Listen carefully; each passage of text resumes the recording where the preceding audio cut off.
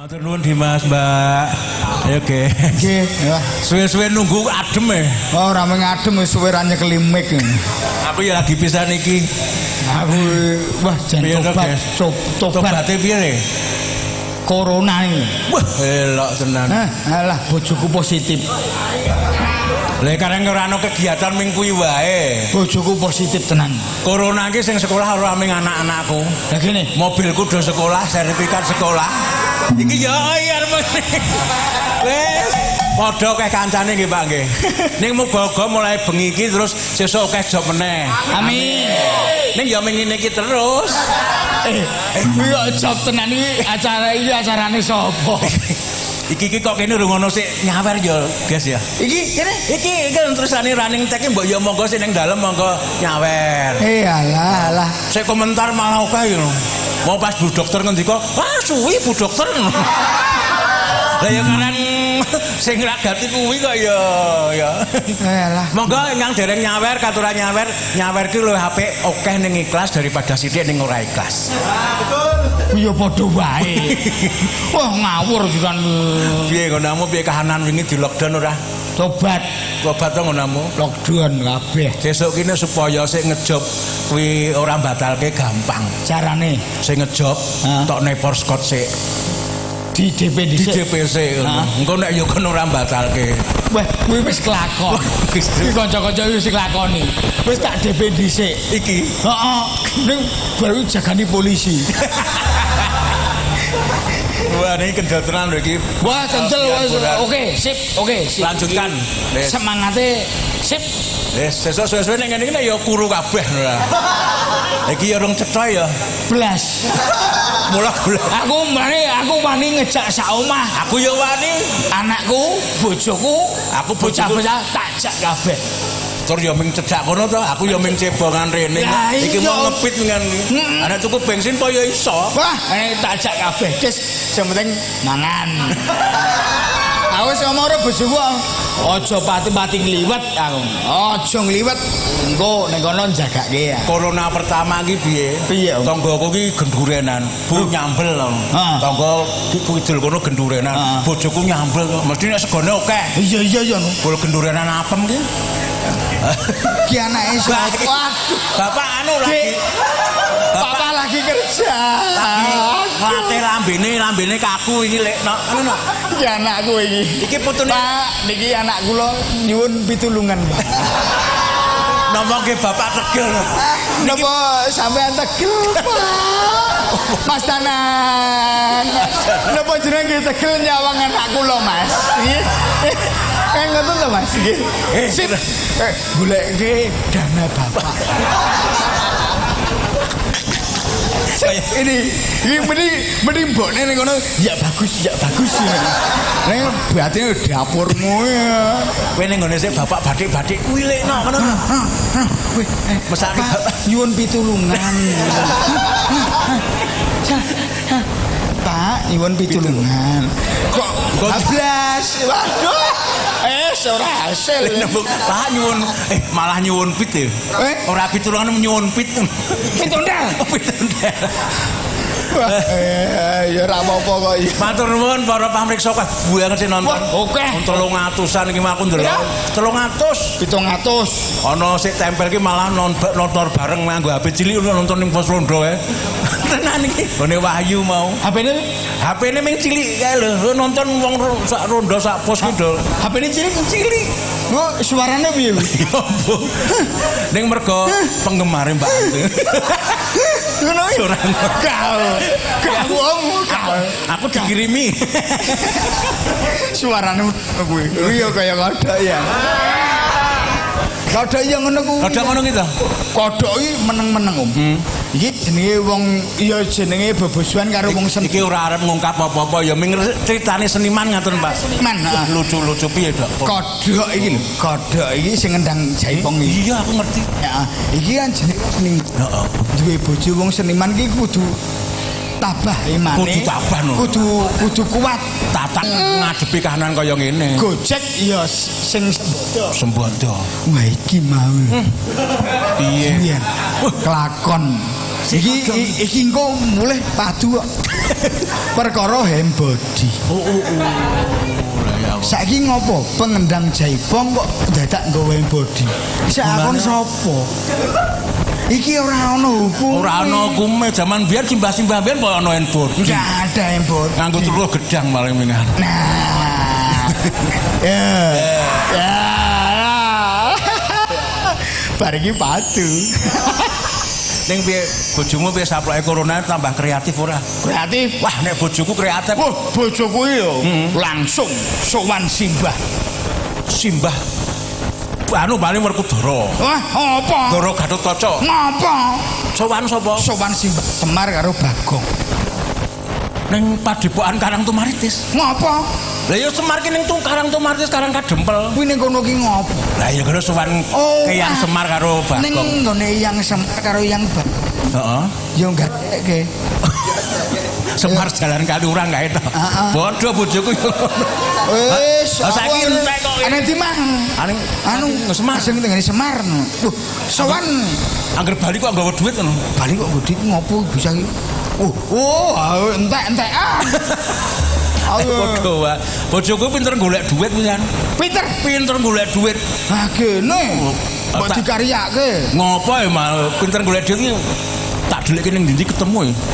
Bojoku kuwi pinter ning nggon kaos kaki ya ketemu ning pecis ya oleh goleki ketemu aku delekke ketemu.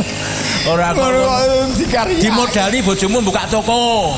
Tak buka toko. Kuwi aku wis dimodali 20.000. Ngapa? Kiu-kiu.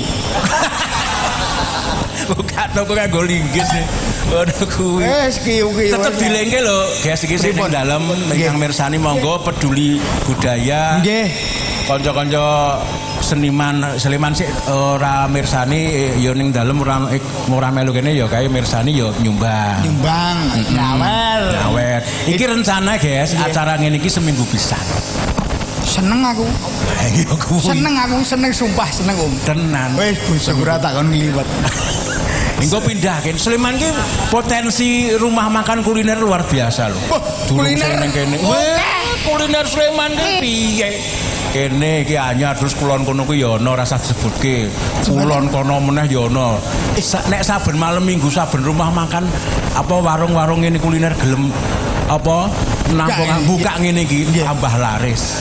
Oh. Carane piye? Bledungane seniman ki mesti nganu manjur to.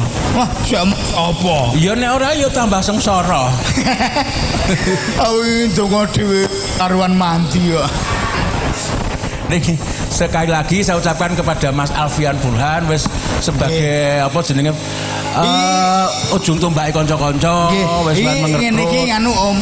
Kita ya anu karo kanca-kanca.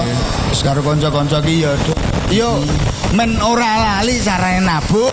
Terus sing penting aja lali kanca-kanca iki. Apa iki penting iki rada? Penting. Iki sadar to weh? Sadar. Waras to? Penting, iki penting. Waras to weh? Waras. Aja. Asu apa setan ya aja lali. Ki nyengguyung Mbah Kotal. Apa iki? Kodene nopo? Mesake lho. Ngopo iki? Berarti begat bojone. Wih yo dampak corona Om. Kowe alah mesakne.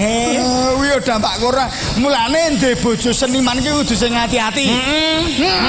Ngono kuwi. Kaya Uti. Kaya bojoku barang ya kudu sing ati-ati. Alah men golek pembenaran kowe. Niki sesuk menghadap Pak Dewan meneh. Pripun nasib kula ning Dinas Kebudayaan Pak Haji yo matur Pak nasibe seniman Sleman pripun? Wah, Sleman luar biasa. Wilayah luar biasa apa bosok. Nasibe blok. Iya esuk wilayah paling luas ki Sleman lho, duwe Gunung Merapi barang kok. Lah iya. Weh, lho ya Gunung Merapi ki bar kena dampak awu. Wah, elok gede sepiro? Sak mata-matamu. Wis lali aku ngurus. Pripun Pak Duko? Pak Duko ya nyengko ya paling nom dhewe lho iki. Oh, iki Pak Duko paling nom dhewe ngene Pak. Oh, ayo kok. Oh, kancane kotrek ya. Heeh, iki Pak Duko nom dhewe.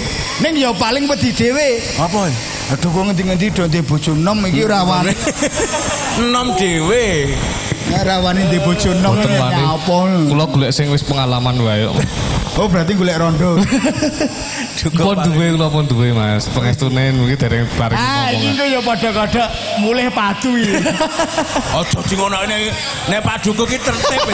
Nek paduku ki tertib. Pas. Tertibe piye Om? Ya pit-pitane nek pamit bojone ora oleh sadene dicopot ya. Nek ora ya iki copot. Pak Dukuh, iki krungu kabar. Nggih. Enten penyanyi sing sedang naik daun. Penyanyi cilik sinten nih Pak? Kula kuku kabar. Mas nanti ada penyanyi yang baru mosok. Kuwi sing naik daun. Naik daun. Sing naik pang ora ono. Naik itu kan Anakku mau lho, Pak. Anak kula naik pang, Pak. naik pang. Alah Pak Danang. Sinten niku, Mas? Pak Danang guyu-guyu ning ora ngerti kuwi yan. Mergane dicopot. Gumujeng niku sajak ajeng nyawer niki, Pak. Siapa? Pak Danang. Gua anggere nyangoni aku awas. Awas. Kok mancam kowe iki? Anakku wis melu munggah panggung e. Ya ora ngono. Awas lho, Pak. Terus sing nyangoni sapa gitu, Mas? Nek mboten beliaunya. Awas lho, Pak. Awas. Biasane nyangoni kowe apa? Biasane iki mesti ya, Om. Mesti 200, 300 iki mesti. Wong kok anak-anakmu sak Anakku iki wis semene. Iki mau wani munggah panggung 200, 300 mesti. Nah, iki angger engko nek ngono ya aku jalukno. padha-padha le ngemis. Mas Dukuh. Nggih, Pak. Sinten iki bendang tamu sik ditunggu-tunggu. Kemutan Mas Beges kemutan almarhum Didi Kempot. Oh, nggih. Sang maestro campur sari. Komandane semua orang di trotoar. Ada anak kecil dengan kelebihan yang sangat luar biasa. Siapa, Mas? Mas Arda. Enten. Arda tenan to niku. Ada. Ambok di nganu. Monggo ngasuwun panggung Mas Arda. Tepuk tangan yang Yuk, di rumah spot juga. kanggo. Loh, Mas Arda sampun rawuh yo. Wis ini.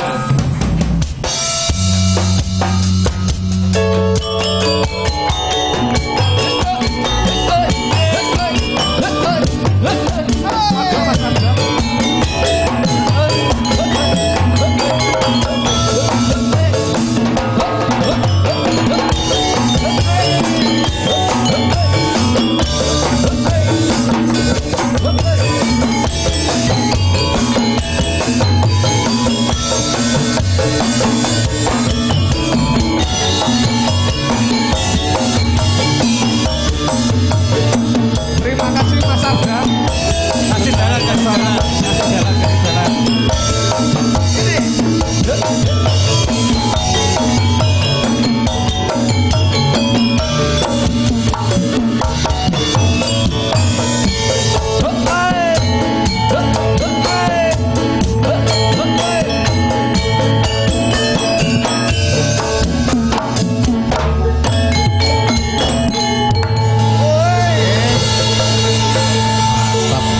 Mau nek anakku ngene iki mesti 500 ini. Mas Arda, gimana kabarnya? Sehat. Ya, Corona ini, masa pandemi ini pentas nggak? Belum, pentas belum? Corona malah sering. Oh, alhamdulillah.